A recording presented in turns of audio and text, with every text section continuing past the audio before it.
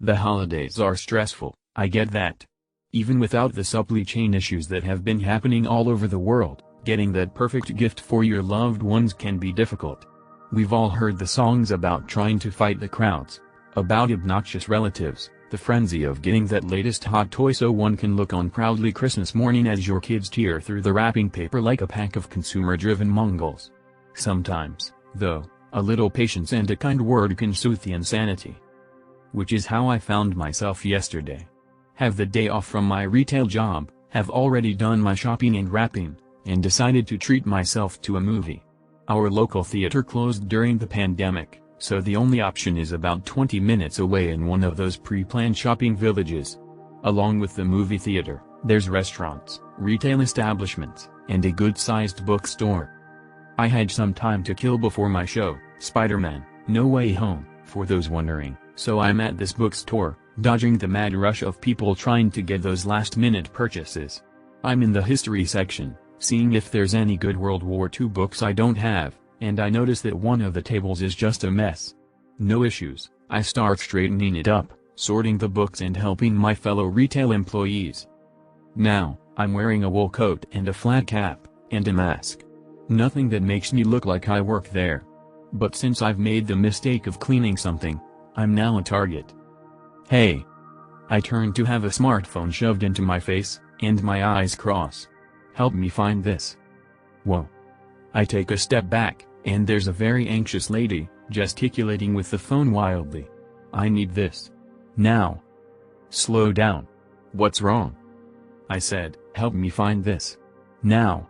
She's stressed out. Might look like a typical Karen, but I don't know her story. I don't work here. And before you say a word, I was straightening that table up because I felt like it. Now, let's try this again. What are you looking for? What do you mean, you don't? I cut her off. I mean exactly what I just said. I do not work here. But what are you looking for? She deflates, and is on the verge of tears. I need this for my kids.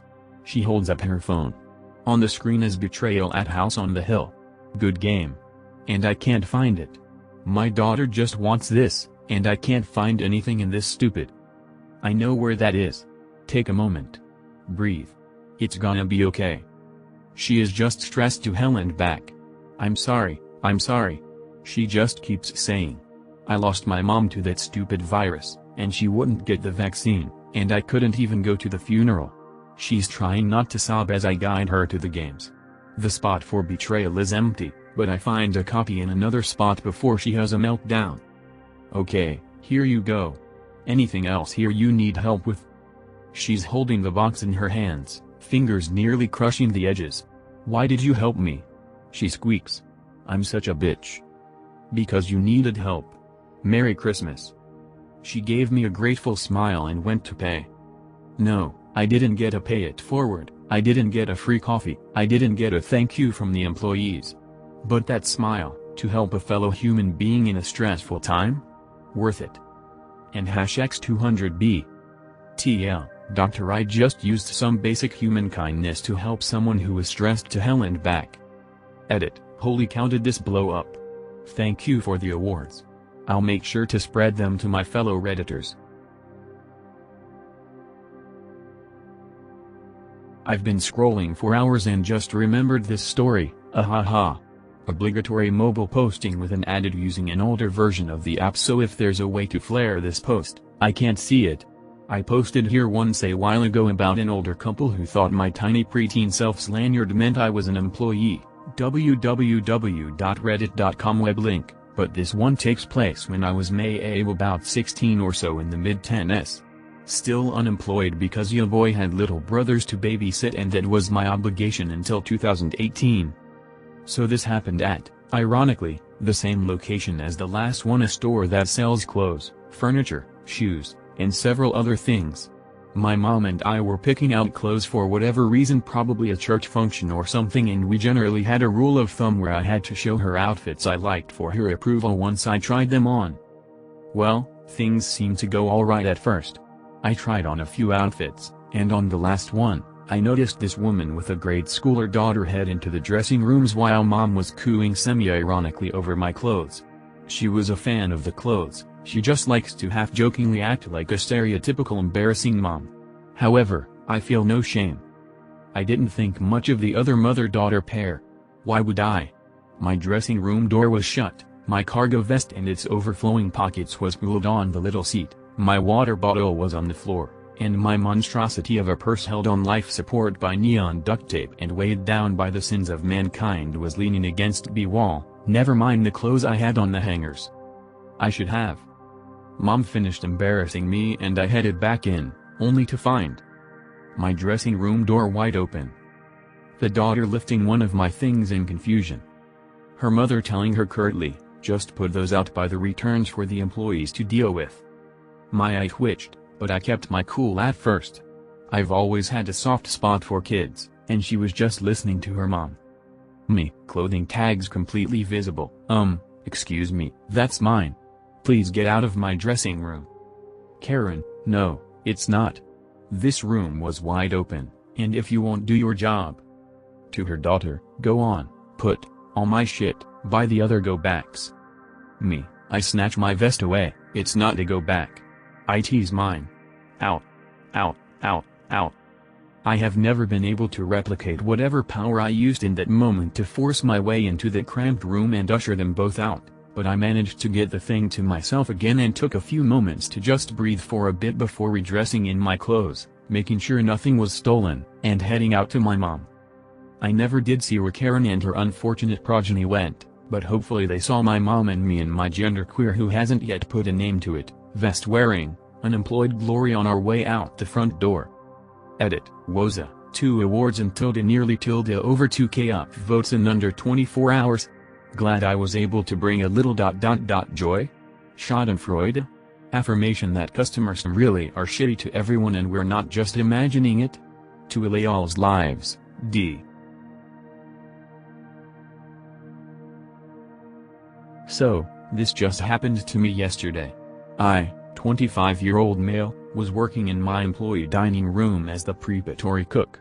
Normally, I would work with another coworker during my shift, but the coworker in question was sick, so I had to work Christmas by myself. I had just settled down with a plate of ham and mashed potatoes when, during my first few bites of ham, 2 young men walked into the dining room.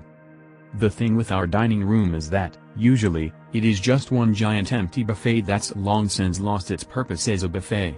Since the pandemic, any and all buffets have stopped being used as buffets and have either had to be repurposed or not used. Our buffet, which only rarely got used for holiday events, was decidedly left to not be used at all, so for the entire year and a half since we reopened the casino and restaurant where this event took place, we have not used our buffet once for any events, no matter how tempting it may have been. We're understaffed and can't afford it. It's just how it is.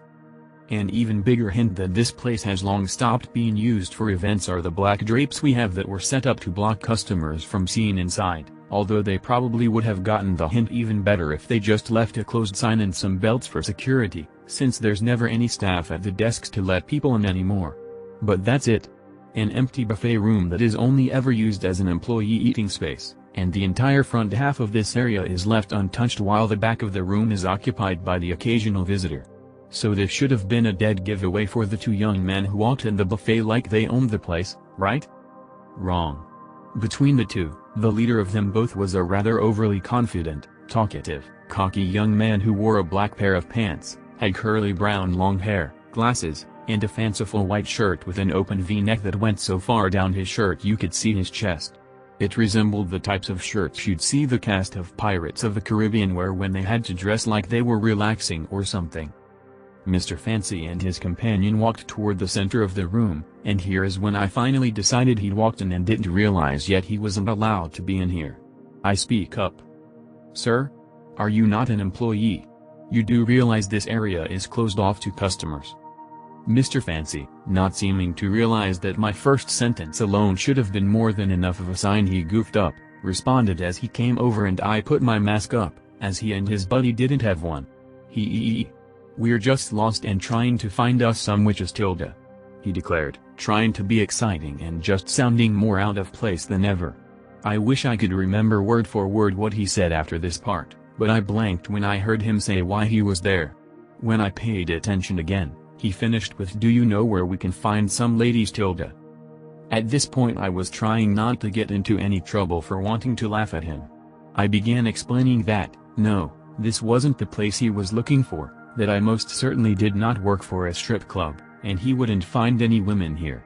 My chef, in the meantime, he works next door in the restaurant, which I was thinking maybe I can just tell these two idiots where to go get some food instead, came by and saw what these two were doing. He backed me up, establishing the fact that Mr. Fancy and his pal did not belong in here, and that they should turn around and head out. It was almost an easy end to a misunderstanding, right? Mr. Fancy had to make it awkward. Dang, though, this is a very weird strip club. Oh, unless it's one of those ones for the gays? Everyone stopped. We were a few feet from the front desk of the buffet and he said that? I shut my mouth and just stared at him, my eyes dead serious. I knew way too many people who would have had some choice words to say, but I just settled with staring him down. This was finally when Mr. Fancy realized he probably spoke too much. "I am sorry if I offended you. But I was done. Sir. I'm not entertaining this anymore. Get out of here." And then we scooted them out the buffet and past the curtains. I checked around to see if they would try anything funny but they left. Unfortunately, I later found out that Mr. Fancy and co. had went to the restaurant next door and began trying the same thing with the hostess, but he was shooed off.